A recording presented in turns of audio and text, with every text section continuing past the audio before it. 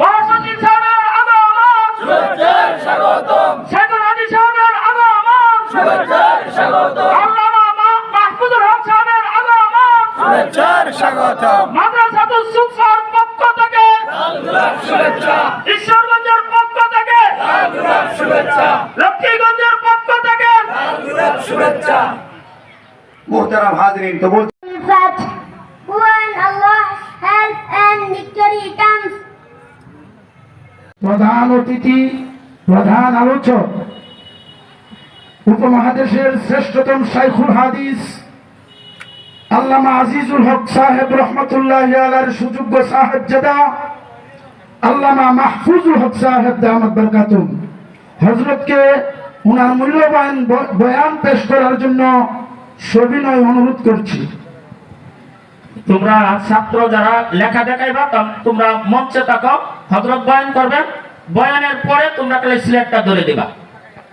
যারা লেখা দেখাইবা তোমরা মঞ্চে আসো, স্লেট নিয়ে মঞ্চে আসো। আলাইকুম ওয়া রাহমাতুল্লাহি ওয়া বারাকাতুহু।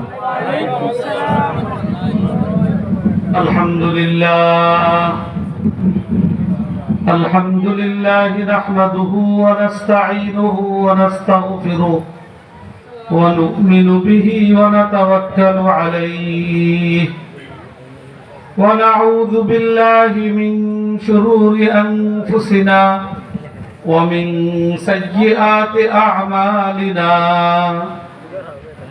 من يهده الله فلا مضل له ومن يضلل فلا هادي له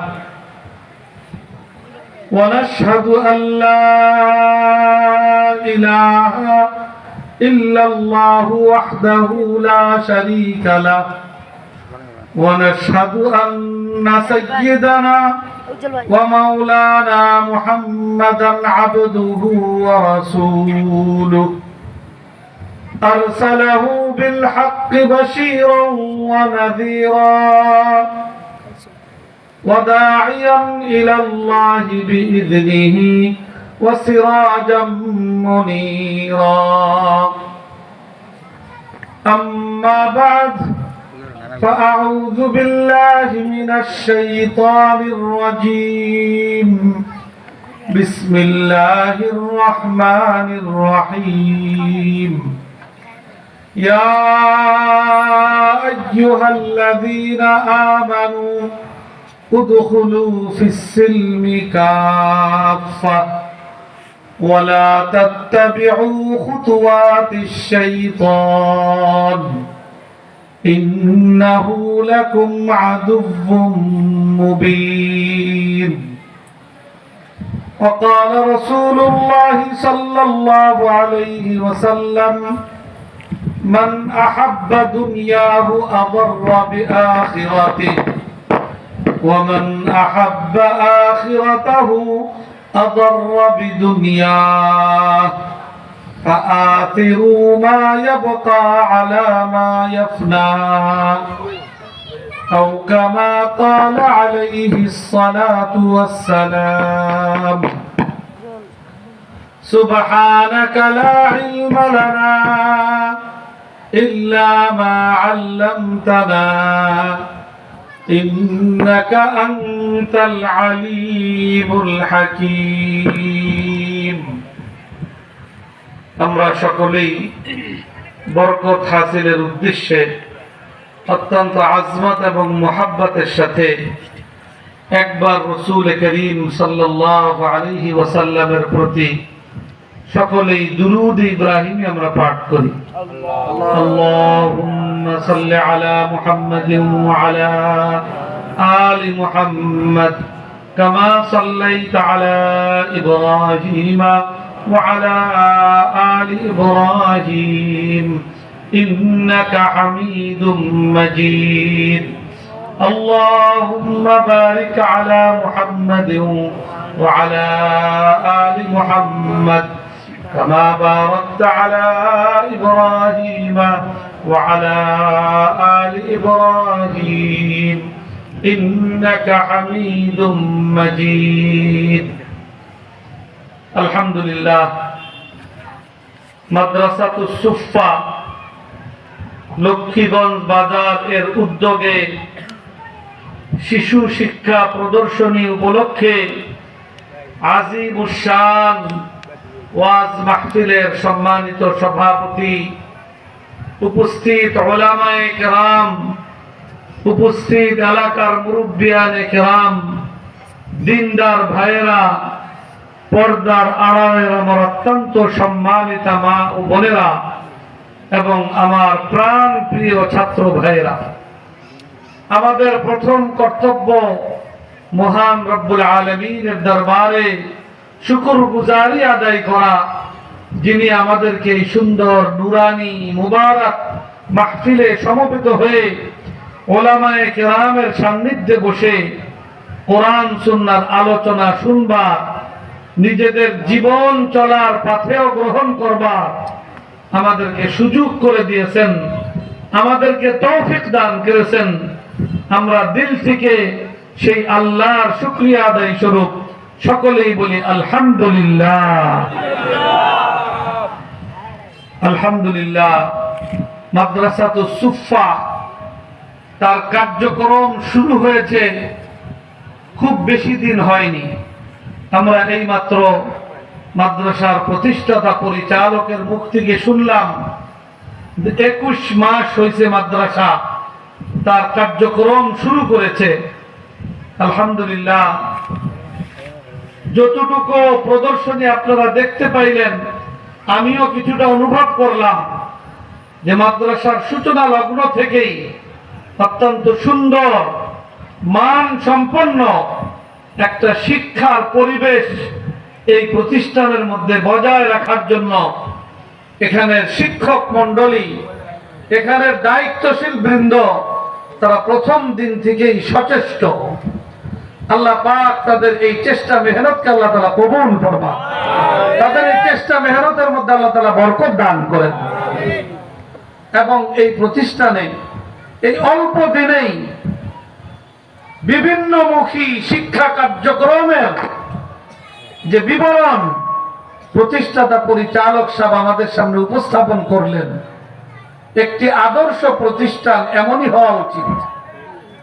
একদিকে যারা হাফেজ হবে, আলেম হবে, পূর্ণাঙ্গ মাদ্রাসা শিক্ষা যারা নিজেদের জীবনে গ্রহণ করার জন্য সংকল্পবদ্ধ, যে সকল গার্জিয়ান তার সন্তানদেরকে হাফেজ আলেম বানাতে চান, তাদের জন্য পূর্ণাঙ্গ দ্বীনি শিক্ষা ব্যবস্থা এই প্রতিষ্ঠানে পর্যায়ক্রমে এগিয়ে নেওয়ার পরিকল্পনা এবং এই 2 বছরে যতটুকু আগানো সম্ভব ততটুকু তারা এগিয়ে নিয়েছেন। পাশাপাশি যারা তাদের সন্তানদেরকে মাদ্রাসায় পুরোপুরি দিবেন এটা ভাবতে পারেন না, এটা সিদ্ধান্ত নিতে পারেন না, আপনারা ওই সকল অভিভাবক যারা নিজেদের সন্তানদেরকে স্কুল, কলেজ, ইউনিভার্সিটিতে পড়ানোর মানসিকতা রাখেন, তাদের জন্য আলহামদুলিল্লাহ এই মাদ্রাসার পরিবেশে স্কুলের শিক্ষা পাশাপাশি একজন মুসলমান হিসাবে তার জন্য ন্যূনতম যে ধর্মীয় শিক্ষার প্রয়োজন, আল্লাহর কোরআনের সাথে তার ন্যূনতম সম্পর্কের প্রয়োজন, তার চাইতে আরো বেশি তাকে 30 পারা নাজেল কোরআন দেখা সহিশুদ্ধভাবে পড়ার মতো যোগ্য রূপে গড়ে তোলা, পর্যায়ক্রমে তাকে হাফেজে কোরআন হিসেবে গড়ে তোলা, আবার পাশাপাশি স্কুলের পূর্ণাঙ্গ শিক্ষায় তাকে গড়ে তোলা, এরকমের একটা ইসলামিক স্কুল শাখাও এই প্রতিষ্ঠানের মধ্যে শুরু থেকেই তারা শুরু করেছে। আবার পাশাপাশি এলাকার যারা একেবারে পূর্ণ সময়ের জন্য ইসলামী স্কুলেও আসবে না, স্কুলে পড়ে, তাদের জন্য শুধুমাত্র অল্প সময়ে সকাল, দুপুর, বিকাল 3 বেজে তাদেরকে কোরআন এবং দ্বীন শিক্ষার আয়োজনও এই প্রতিষ্ঠানে আছে। আবার বয়স্ক নারী পুরুষদের জন্য 2 বেজে কোরআন এবং দ্বীন শিক্ষার আয়োজন আছে। এটাই একটা পূর্ণাঙ্গ দ্বীনি শিক্ষা প্রতিষ্ঠানের রূপ হওয়া উচিত। আল্লাহ পাক যারা এই ধরনের প্রতিষ্ঠানের পরিকল্পনা নিয়ে আগাচ্ছেন আল্লাহ পাক তাদের এই পরিকল্পনাকে আল্লাহ তাআলা কবুল ফরমান, এর মধ্যে বরকত দান করেন। এই পরিকল্পনাকে সুন্দর মতো পরিপূর্ণ রূপে আল্লাহ তাআলা বাস্তবায়ন করবার আল্লাহ তাআলা তৌফিক দান করেন। আমি খুব লম্বা আলোচনা করব না, লম্বা আলোচনা বুঝতো না। ইনশাআল্লাহ আলোচনার অনেক আরো ওলামায়ে কেরাম আছেন, তারা আলোচনা করবেন। আমি খুব সংক্ষিপ্ত কিছু আলোচনা করব। আমি আপনাদের সামনে কোরআনে কারীমের একটি আয়াত তেলাওয়াত করেছি। এই আয়াতের মধ্যে আল্লাহ পাক মানব জাতির জন্য তার দেখানো পথ আর এর বাইরে আর কি পথ আছে তার বিবরণ আল্লাহ তাআলা এই আয়াতের মধ্যে দিয়েছেন। মানুষের সামনে পথ হলো দুইটা। কয়টা পথ? দুইটা পথ। একটা পথ হলো জান্নাতের পথ, সেইটাকে আল্লাহ পাক কোরআনে কারীমে সিরাতে মুস্তাকিম হিসাবে উল্লেখ করেছেন এবং ওই পথটার ব্যাপারেই আল্লাহ পাক মানব জাতিকে উৎসাহিত করেছেন, নির্দেশনা দিয়েছেন, নসিহত করেছেন, উপদেশ দিয়েছেন। এই আয়াতের সূচনা লগ্নে এই আয়াতের প্রথম ভাগে আল্লাহ পাক ইরশাদ করেছেন, ইয়া আইয়ুহাল্লাযীনা আমানু উদখুলু ফিস-সিলমি কাফা। হে ঈমানদারেরা, তোমরা আল্লাহর পক্ষ থেকে নির্ধারিত, আল্লাহ এবং আল্লাহ রাসূল কর্তৃক প্রদর্শিত একমাত্র মুক্তির পথ, একমাত্র জান্নাতের পথ, একমাত্র দুনিয়া এবং আখিরাতের সফলতা এবং কামিয়াবির পথ, ইসলামের পথে তোমরা নিজেদের জীবনকে পরিচালিত করো এবং ইসলামের মধ্যে তুমি নিজের জীবনকে পরিপূর্ণরূপে দাখিল করো। এটা হলো একটা। এর বিপরীতে আর যত পথ আছে ওইগুলা সম্পর্কে আল্লাহ পাক আয়াতের শেষাংশে উল্লেখ করতেছেন, ওয়ালা তাত্তাবিউ খুতুওয়াতিশ শাইতান। ইসলামের পথ ছাইরা তুমি যেই পথেই চলবা সেটা হলো শয়তানের পথ। অতএব তোমরা শয়তানের পথ অনুসরণ করো না, কারণ ইন্নাহু লাকুম আদুউম মুবিন। শয়তান হলো মানব জাতির প্রকাশ্য সবচেয়ে বড় দুশমন। আমরা কম বেশি সবাই জানি যে আল্লাহ পাক হযরত আদম আলাইহিস সালামকে নিজ কুদরতি হাতে তৈরি করেছেন। তারপরে তার থেকেই আমাদের আদি মাতা হাওয়া, হযরত হাওয়াকে সৃষ্টি করেছেন। এই দুইজনকে সৃষ্টি করে তাদেরকে আল্লাহ পাক জান্নাতে থাকার আল্লাহ তাআলা সুযোগ দিয়েছেন। আদম আলাইহিস সালামকে সৃষ্টি করার পর আল্লাহ পাক ফেরেশতা কুলকে নির্দেশ দিয়েছেন আদম আলাইহিস সালামকে সম্মান প্রদর্শনের জন্য। সেই সাথে ইবলিসকেও আল্লাহ তাআলা এই নির্দেশনা দিয়েছেন, কিন্তু ইবলিস এই নির্দেশনা পালন করে নাই। সে আল্লাহর হুকুমকে অস্বীকার করেছে। আবা ওয়াস্তাকবারা ওয়া কানা মিনাল কাফিরিন। আল্লাহ হুকুম দিয়েছেন ইবলিস হযরত আদম আলাইহিস সালামের প্রতি সম্মান প্রদর্শন করবে, এটার থেকে অস্বীকার করেছে। কেন অস্বীকার করেছে? ইবলিস যুক্তি দেখাইছে যে আল্লাহ সম্মান তো দেখায়, যে ছোট বড়কে সম্মান দেখায়, যে ঊর্ধ্বের তাকে সম্মান দেখায় নিচের লোক। হযরত আদম থেকে তো আমি হলো ঊর্ধ্বে, আমি হলো সম্মানিত, অতএব আমি কেন আদমকে সম্মান দেখাইব? কারণ আদমের সৃষ্টি হলো মাটি দ্বারা, আর আমাকে আপনি সৃষ্টি করেছেন আগুন দ্বারা। আগুনের গতি হলো উপরের দিকে আর মাটির গতি হলো নিচের দিকে। অতএব আনা খায়রুম মিনহু, আমি তার চাইতে উত্তম, শ্রেষ্ঠ। অতএব শ্রেষ্ঠ নিকৃষ্ট ছোটকে, বড় ছোটর প্রতি সম্মান প্রদর্শন করে না, ছোট বড়র প্রতি সম্মান প্রদর্শন করে। এই কথা বইলা যুক্তি দেখাইয়া ইবলিস আল্লাহর হুকুমকে, আল্লাহর নির্দেশকে অস্বীকার করে বসলো। আল্লাহ পাক ইবলিসকে আল্লাহর হুকুম অস্বীকার করার কারণে আল্লাহর দরবার থেকে তাকে বিতাড়িত করে দিলেন এবং তার জন্য চিরস্থায়ী শাস্তি এবং চিরস্থায়ী অধপতনের ব্যবস্থা আল্লাহর পক্ষ থেকে সাব্যস্ত হয়ে গেল।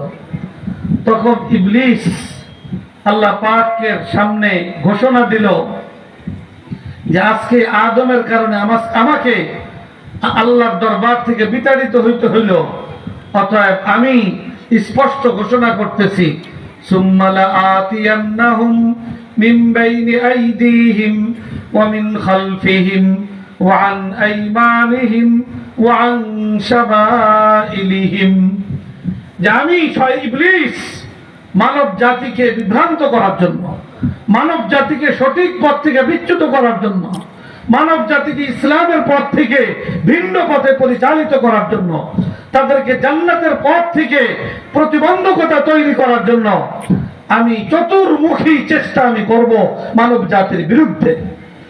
আমি সামনে দিয়ে আইসা হামলা করার চেষ্টা করব, পিছন দিক দিয়ে আইসা চেষ্টা করব, ডান দিক থেকে বাম দিক থেকে বিভিন্ন দিক থেকে আমি মানব জাতির উপর আক্রমণ করে তাদেরকে ইসলামের পথ থেকে এবং সঠিক পথ থেকে বিচ্যুত করার জন্য আমি সর্বাত্মক চেষ্টা এবং আমার সাধনা আমি চালাইব। এটা ঘোষণা দিয়ে দিয়েছে ইবলিস। তো এই ঘোষিত একেবারে প্রকাশ্য ঘোষণা দিয়া মানব জাতির বিরুদ্ধাচরণ শুরু করেছে ইবলিস শয়তান। এই জন্য আল্লাহ পাক এই আয়াতের মধ্যে আমাদেরকে একটা নির্দেশ দিয়েছেন, আরেকটার ব্যাপারে নিষেধাজ্ঞা দিয়েছেন। নির্দেশ দিয়েছেন যে তোমরা তোমাদের কামিয়াবির একমাত্র পথ ইসলামের পথে তোমাদের নিজেদের জীবনকে পরিচালিত করো, আর এর বিপরীত নিষেধাজ্ঞা দিয়েছেন যে শয়তানের পথে তোমরা চলো না। অর্থাৎ দুনিয়াতে পথ দুইটাই, তৃতীয় আর কোনো পথ নাই। হয় জান্নাতের পথ, ইসলামের পথ, অন্যথায় জাহান্নামের পথ, ইবলিস শয়তানের পথ। এখন আমাদের সিদ্ধান্ত নেওয়ার বিষয় যে আমরা কোন পথে নিজেদের জীবনকে পরিচালিত করব। আলহামদুলিল্লাহ আমাদের বাংলাদেশে 90% মুসলমান বসবাস করে।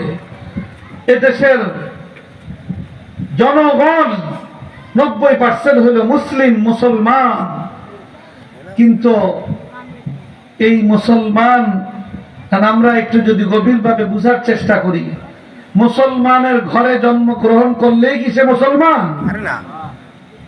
ইসলাম কি এত সহজ এবং ছোট বিষয়?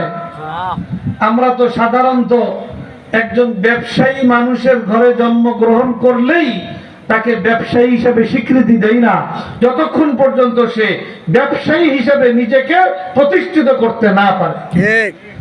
একজন ডাক্তারের ঘরে জন্মগ্রহণ করলেই তার সন্তানকে কি আমরা ডাক্তার হিসেবে মাইনা নেই? আমরা মাইনা নেই না, বরং তাকে সাধনা করতে হয়, ডাক্তারি বিদ্যা অর্জন করতে হয়, একজন অভিজ্ঞ ডাক্তারের অধীনে থাইকা ইন্টারভিউ করতে হয়, তারপরে ডাক্তারি করতে করতে তাকে আমরা ডাক্তার হিসাবে স্বীকৃতি দেই। মুসলমান এটা তো ডাক্তারের থেকে কি ছোট বিষয়? ইসলাম এটা তো একটা পূর্ণাঙ্গ জীবন ব্যবস্থা। একজন মানুষের জন্ম থেকে নিয়ে মৃত্যু পর্যন্ত তার এই জীবন গাড়িটা কিভাবে চলাবে, তার মাথার তালু থেকে নিয়ে পায়ের তলা পর্যন্ত প্রত্যেকটা অঙ্গ প্রত্যঙ্গ কিভাবে সে পরিচালিত করবে, একটা মানুষের ব্যক্তি জীবন থেকে নিয়ে পরিবার, সমাজ, রাষ্ট্র এবং ব্যবসা বাণিজ্য, চাকরি বাকরি, খেত খামার, বিবাহ শাদী, আত্মীয়তার বন্ধন, এই প্রতিটা ক্ষেত্রের বিধিবিধান সম্বলিত পূর্ণাঙ্গ একটা জীবন ব্যবস্থার নাম হলো ইসলাম। কিন্তু আজকে 90% মুসলমানের দেশ, অত্যন্ত দুঃখজনক বাস্তবতা। পূর্ণাঙ্গ ইসলাম জানা তো অনেক দূরের কথা, ইসলামের প্রথম বিষয় আল্লাহর কালাম কোরআনে পাক, এই কোরআনে পাকটা বুঝা তো দূরের কথা, সহিশুদ্ধভাবে পড়তে পারে এই পরিমাণ মুসলমান কত সংখ্যা হবে? কয় পার্সেন্ট হবে বলেন আপনারা? যে কোরআনে পাক সহিশুদ্ধ করে পড়তে পারে, এটা কত পার্সেন্ট মুসলমান হবে? 10% হওয়াটাও কঠিন। আমরা আমাদের গোটা বাংলাদেশের জাতীয় বৃহত্তর যে শিক্ষা ব্যবস্থা, primary school, high school, college, university, এই কলেজ ইউনিভার্সিটি স্কুল থেকে নিয়ে এই পর্যায় পর্যন্ত এইগুলোর মধ্যেই তো আমাদের সন্তানেরা অধিক পরিমাণে লেখাপড়া করে, কি বলেন? কত পার্সেন্ট হবে প্রাইমারি স্কুল থেকে নিয়ে ইউনিভার্সিটি পর্যন্ত? কমপক্ষে 90%। আর এই যে মাদ্রাসা, এখানে 3% সর্বোচ্চ 5-6% হবে মুসলমানদের সন্তানরা এখানে পড়ে। তো প্রাইমারি স্কুলে 5 বছর 6 বছর পড়লে আমাদের একটা সন্তান তো সুন্দর মতো কোরআন শরীফ সহি শুদ্ধভাবে পড়ার মতো যোগ্যতা অর্জন করে বাইরে, ঠিক না? হাই স্কুলে, কলেজ, ইউনিভার্সিটিতে হয় না। দুঃখজনক বাস্তবতা, 90% মুসলমান দেশের জাতীয় শিক্ষা ব্যবস্থা একেবারে প্রাথমিক থেকে নিয়ে সর্বোচ্চ পর্যায় পর্যন্ত 17-18 বছর একটা ব্যাপারে আল্লাহ তাআলা কুদরতি ব্যবস্থাপনা হলো যে ওই প্রাণীগুলা জন্মের সাথে সাথেই তাদের প্রয়োজনীয় বিষয়গুলো আল্লাহ তাআলা কুদরতি ভাবে তাদেরকে শিখায়া দেয়। যেরকম মনে করেন একটা গরুর বাছুর জন্মের পরেই দৌড়াদৌড়ি শুরু করে দেয়, তারা হাঁটা শিখাইতে হয়, বসে থাকে, পড়ে থাকে, মায়ের পেট থেকে বাইর হওয়ার পরেই সে দৌড়াদৌড়ি শুরু করে দেয়। মায়ের দুধ খাওয়া তাকে শিখাইতে হয় না, আফসার সে শিখে ফেলে। পানির মাছ, মাছের যখন ডিম থেকে পোনা ফুটে ওই পারে, কিন্তু মানুষের সন্তান জন্মের পরে না চলতে পারে, না বলতে পারে, না খাইতে পারে, সত্যই তাকে সাল্লাম তিনি আল্লাহ রসুল, আল্লাহ নবী, পয়গম্বর, এই কথা বিশ্বাস করে আমরা মুসলমান হওয়ার জন্য বিশ্বাস করতে হয় না? এই বিশ্বাসের সাথে সাথে আরেকটা কথারও বিশ্বাস করতে হয়, সেটা হলো যে মুহাম্মদ সাল্লাল্লাহু আলাইহি ওয়াসাল্লাম সর্বশেষ রসুল, তারপরে কিয়ামত পর্যন্ত আর কোন নবী রসুল আসার কোন সম্ভাবনা নাই। আছে? এটাও ইমানের অংশ বিশেষ। কিন্তু আমাদের বাংলাদেশে আল্লাহ রসুলের খতমে নবুওয়াত, তিনি শেষ নবী হওয়ার যে আকীদা, বিশ্বাস, এটাকে অস্বীকারকারী একটা জামাতও কিন্তু আছে। জানেন আপনারা?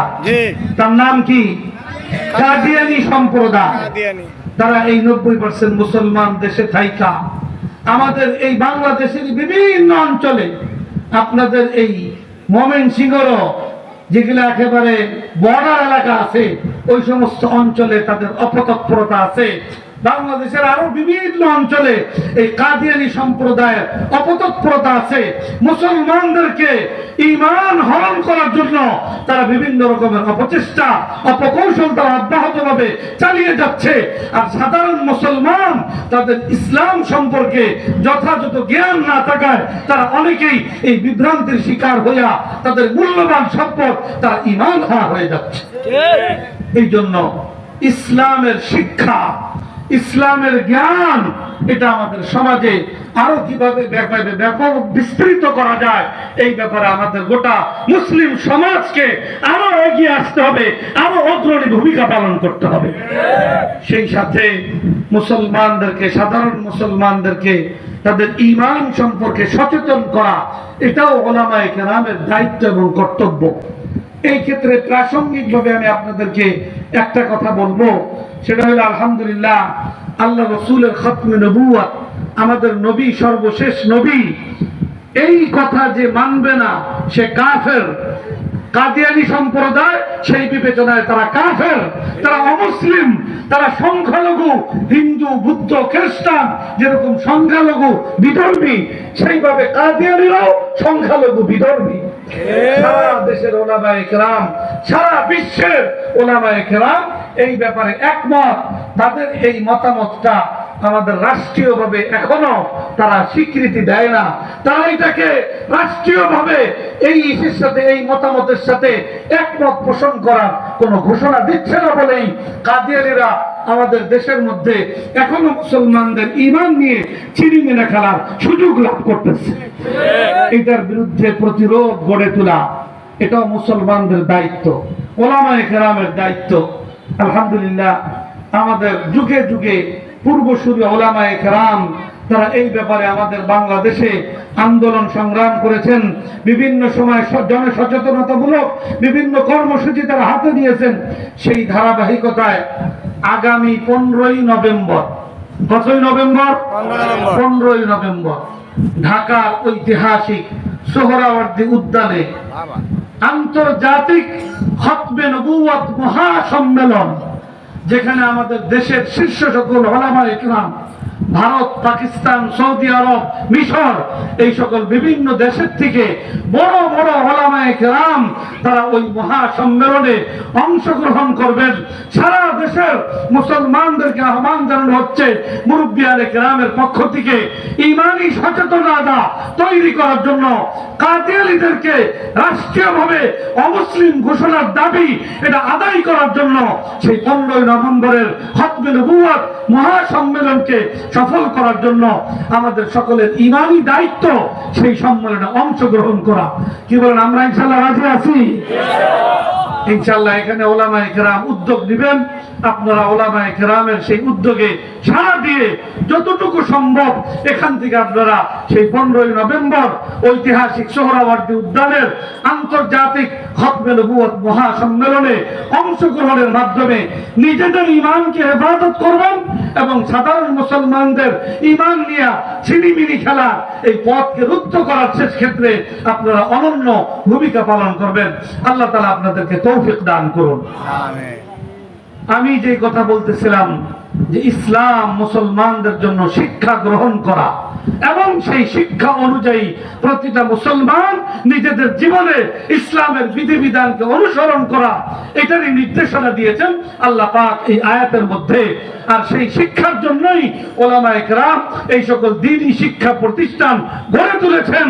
আমাদের মুসলিম সমাজ এবং বাবা মা, অভিভাবক, আমাদের প্রত্যেকের দায়িত্ব এই সকল দ্বীনি শিক্ষা প্রতিষ্ঠানগুলোকে সর্বাত্মক সহযোগিতা দিয়ে এগিয়ে নেওয়া, এটা আমাদের ঈমানি ফরিজা। আমরা এই দায়িত্ব পালন করার জন্য আমরা প্রস্তুত আছি তো ইনশাআল্লাহ? যদি এটা না করি তাহলে আমাদের ভবিষ্যৎ প্রজন্ম, যাদেরকে আমরা নিজেরা না খাইয়া তাদেরকে খাওয়াইয়া তৃপ্তি বোধ করি, আমরা নিজেরা মাথার গান পায়ে ফেলে উপার্জন কইরা নিজেরা ভোগ না কইরা তাদের জন্য সঞ্চয় করি, এই সন্তান সন্ততি তারা ইসলাম থেকে বিচ্যুত হইয়া তারা আখিরাতে আমাদের ধ্বংসের কারণ হবে, আমাদের জাহান্নামে যাওয়ার কারণ হবে। অতএব আমরা আজকের এই মহাসম্মেলন, এই ওয়াজ মাহফিল থেকে, আজিমুস শান মাহফিল থেকে আমরা প্রত্যেকেই প্রতিজ্ঞাবদ্ধ হই, আল্লাহ পাক আমাদেরকে যে সন্তান সন্ততি দিয়েছে, নাতি নাতকুর দিয়েছে, এটা আল্লাহ প্রদত্ত মহা দৌলত, মহা নেয়ামত। এটা আমার আখিরাতের নাজাতেরও জরিয়া হইতে পারে, আবার আখিরাতে জাহান্নামে যাওয়ারও কারণ হইতে পারে। আল্লাহ তাআলা কোরআনে পাকে ঘোষণা করেছেন, ইন্নামা আমওয়ালুকুম ওয়া আওলাদুকুম ফিতনাহ, তোমাদের ধন সম্পদ, তোমাদের সন্তান সন্ততি তোমাদের জন্য বড় পরীক্ষার বিষয়। আল্লাহ পাক এর মাধ্যমে পরীক্ষা করেন যে কে এই ধন সম্পদ আর সন্তান সন্ততির ব্যাপারে সঠিক দায়িত্ব পালন করার মাধ্যমে তাদের জান্নাতে যাওয়ার পথ সুগম করে আর নিজেদের জান্নাতের পথকেও সুগম করে। আর কারা এটা করতে ব্যর্থ হয়, এটা আল্লাহ তাআলা পরীক্ষা করে দেখতে চান। অতএব আমরা প্রত্যেকেই নিজেদের সন্তান সন্ততির ব্যাপারে সঠিক সিদ্ধান্ত নিব। পাশাপাশি আমরা অনেকে আছি বয়স হয়ে গেছে কিন্তু ইসলামের সঠিক জ্ঞান, সহি শুদ্ধ কোরআন আমার শিখা হয় নাই। আলহামদুলিল্লাহ এই মাদ্রাসার মধ্যে নারী পুরুষ সকলের বয়স্কদেরও কোরআন এবং দ্বীন শিক্ষার আয়োজন আছে। আমরা সিদ্ধান্ত গ্রহণ করি কবরে যাওয়ার আগ পর্যন্ত দ্বীন শিখার সুযোগ, দ্বীন শিখে কবরে যাব তা আমার কবর হবে আমার জান্নাতের বাগান। আর দ্বীন না শিখে, দ্বীন প্রতিপালন না করে কবরে যাব তো কবর হবে আমার জাহান্নামের গর্ত। অতএব আমরা আমাদের কবরকে কি বানাতে চাই ওটা আমরা নিজেরাই সিদ্ধান্ত গ্রহণ করি। আল্লাহ পাক আমাদেরকে সহি বুঝ দান করুক। কোরআনে পাকের যে আয়াত আমি শুরুতেই বলেছি, এই আয়াতের মধ্যে আল্লাহ তাআলা দুইটা পথের কথা উল্লেখ করেছেন। একটা হলো ইসলামের পথ, এটাই মুক্তির পথ, এটাই জান্নাতের পথ, এটাই আল্লাহ সন্তুষ্টির পথ। আরেকটা হলো শয়তানের পথ, সেটাই হলো জাহান্নামে যাওয়ার পথ। অতএব ইসলামের পথে আমি এবং আমার পরবর্তী প্রজন্ম যেন আমরা চলতে পারি, ভবিষ্যৎ প্রজন্ম যেন চলতে পারে, তার জন্য ইসলাম শিক্ষা আমাদের মুসলিম সমাজে আরো ব্যাপক থেকে ব্যাপকতর করা অপরিহার্য। দুঃখজনক বাস্তবতা, আমাদের জাতীয় শিক্ষা ব্যবস্থায় ইসলাম শিক্ষা উপেক্ষিত। সেখানে নাচ গানের শিক্ষার আয়োজন আছে, নাচ গানের শিক্ষক নিয়োগ দেওয়ার প্রজ্ঞাপন হয়, কিন্তু 90% মুসলমানের দেশে ধর্মীয় শিক্ষক নিয়োগ দেওয়ার কোনো চিন্তা ফিকির নাই। আমরা এর জোরালো প্রতিবাদ জানাই এবং আমরা অতি দ্রুত এই নাচ গানের শিক্ষকের প্রজ্ঞাপন বাতিল করে ধর্মীয় শিক্ষক নিয়োগের ব্যবস্থা গ্রহণের আমরা উদাত্ত আহ্বান জানাই। আপনারা কি এর সাথে একমত? আল্লাহ পাক আমাদের সকলকে আমাদের আল্লাহ প্রদত্ত এই নির্দেশনা সঠিকভাবে উপলব্ধি করে নিজেদের জীবনকে সেইভাবে পরিচালিত করবার তৌফিক দান করুন। প্রতিটা সন্তানকে মৌলিক কোরআন এবং ইসলাম শিক্ষা দেওয়ার যথাযথ বাস্তবসম্মত পদক্ষেপ গ্রহণ করবার আল্লাহ তাআলা তৌফিক দান করুন। আর ইসলাম শিক্ষার এই কেন্দ্র, এই মাদ্রাসাতুস সুফা, আল্লাহ পাক আমাদের সকলের দোয়া, আন্তরিকতাপূর্ণ সহযোগিতা। এখানে ছাত্র বেশি, ঘরের ব্যবস্থা নাই। মুহতামিম সাহেব বলেছেন আরেকটা ঘর দ্রুত সময়ের মধ্যে নির্মাণ করা প্রয়োজন। এখানে এই এলাকার আশপাশে যত মুসলমান আছে তারা যদি উদ্যোগী হয় তাহলে একটা কেন 2-4টা ঘর হইতো এখানে কোনো সমস্যার কথা নয়। অতএব আমরা সবাই ইনশাআল্লাহ আগে আসবো। আল্লাহ পাক আমাদের সকলকে তৌফিক দান করুন।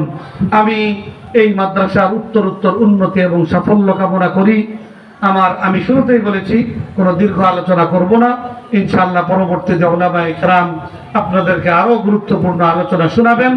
আপনারা শেষ পর্যন্ত থেকে নিজেদের জীবন চলার পথে গ্রহণ করবেন। আখিরি মুনাজাতে শরীক হয়ে পূর্ণ রহমত এবং বরকত লাভ করে এখান থেকে আপনারা বিদায় নেবেন। আল্লাহ পাক আপনাদেরকে আমাদেরকে সকলকে আল্লাহর সন্তুষ্টির কবুল, আল্লাহ তাআলার সন্তুষ্টির পাত্রে পরিণত হওয়া আল্লাহ তাআলা আমাদেরকে তৌফিক দান করুন। এই কথা বলে আমার আলোচনা শেষ করছি। ওয়া আখিরু দাওয়ানা আলহামদুলিল্লাহি রাব্বিল আলামিন। দান করুন। আমাদের আরো একটা সুসংবাদ হলো, আমাদের মাঝে মঞ্চে উপবিষ্ট হয়ে গিয়েছেন নেত্রকোনার সিংহপুরুষ হযরত মাওলানা মুফতি আব্দুল কাইয়ুম সাহেব দামাত বরকাতুহু নেত্রকোনা। আরো খুশি হবেন আমাদের মাদ্রাসা